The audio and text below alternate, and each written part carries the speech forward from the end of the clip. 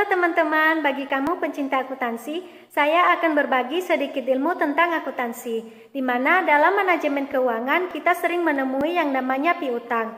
Piutang adalah klaim yang diadakan terhadap pelanggan dan yang lainnya untuk uang, barang, atau jasa, yang terdiri dari piutang dan wesel tagih, di mana piutang merupakan janji-janji lisan dari pembeli untuk membayar barang dan jasa yang dijual, sedangkan wesel tagih adalah janji tertulis untuk membayar sejumlah uang pada tanggal tertentu. Selanjutnya, piutang non-usaha dalam bentuk uang muka direksi dan karyawan, uang muka kepada anak perusahaan, deposit untuk menutupi kerusakan atau kerugian potensial, deposito sebagai jaminan kinerja atau pembayaran, dividen dan piutang bunga, serta klaim terhadap perusahaan asuransi untuk korban berkelanjutan, terdakwa di bawah gugatan, badan pemerintah untuk pengembalian pajak, angkutan umum untuk barang rusak atau hilang, kreditor untuk kembali rusak atau hilang barang, dan pelanggan untuk barang-barang dikembalikan, seperti peti, wadah, dan lain-lain. Dalam piutang, ada yang namanya pengakuan piutang, dan juga elemen bunga yang tidak diakui. Pengakuan piutang terdiri dari diskon dagang dan diskon tunai. Diskon dagang merupakan penurunan dari daftar harga yang tidak diakui dalam catatan akuntansi dan pelanggan ditagih setelah dikurangi diskon, seperti 10% diskon untuk pelanggan baru atau toko eceran.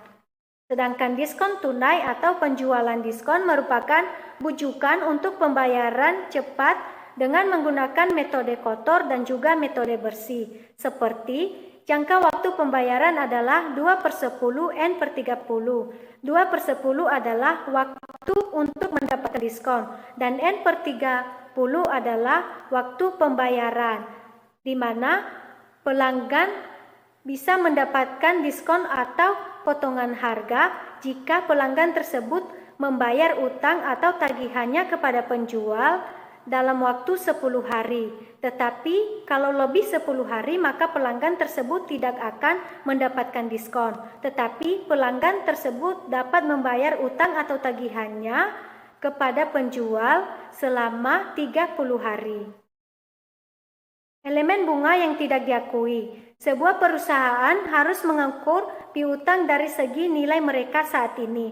Tetapi dalam prakteknya, perusahaan mengabaikan pendapatan bunga yang terkait dengan piutang karena untuk aktiva lancar, jumlah diskonnya adalah biasanya material tidak ada kaitannya dengan laba bersih untuk periode tersebut. Penilaian piutang. Piutang dapat dinilai dari klasifikasi dan valuasi atau nilai realisasi tunai, serta piutang tak tertagih, di mana penjualan pada rekening meningkatkan kemungkinan rekening tidak sedang dikumpulkan.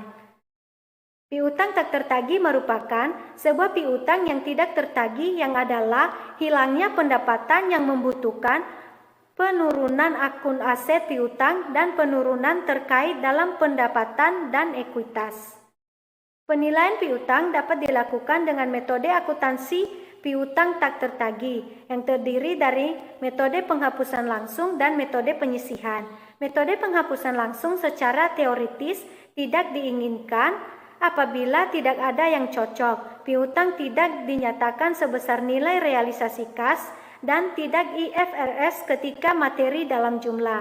Sedangkan metode penyisihan kerugian perkiraan dalam bentuk persentase penjualan dan persentase piutang serta IFRS membutuhkan ketika materi dalam jumlah. Dan kebanyakan perusahaan saat ini menggunakan metode penyisihan. Dalam piutang tak tertagih ada yang namanya persentase pendekatan penjualan dan persentase pendekatan piutang. Persentase pendekatan penjualan didasarkan pada pengalaman masa lalu dan mengantisipasi kebijakan kredit, di mana mencapai pencocokan tepat biaya dengan pendapatan sehingga saldo yang ada di rekening penyisihan tidak dianggap. Sedangkan persentase pendekatan piutang memiliki ketidakcocokan dan laporan piutang pada nilai realisasi kas. Perusahaan dapat menerapkan metode ini menggunakan satu tingkat komposit atau jadwal penuaan menggunakan tingkat yang berbeda. Untuk lebih memahami tentang piutang tak tertagih, di sini saya menggunakan satu contoh laporan keuangan perusahaan PT MAP Boga Adi Perkasa Tbk. Dalam contoh ini, kita akan belajar bersama-sama menghitung berapa piutang tak tertagih dari perusahaan tersebut.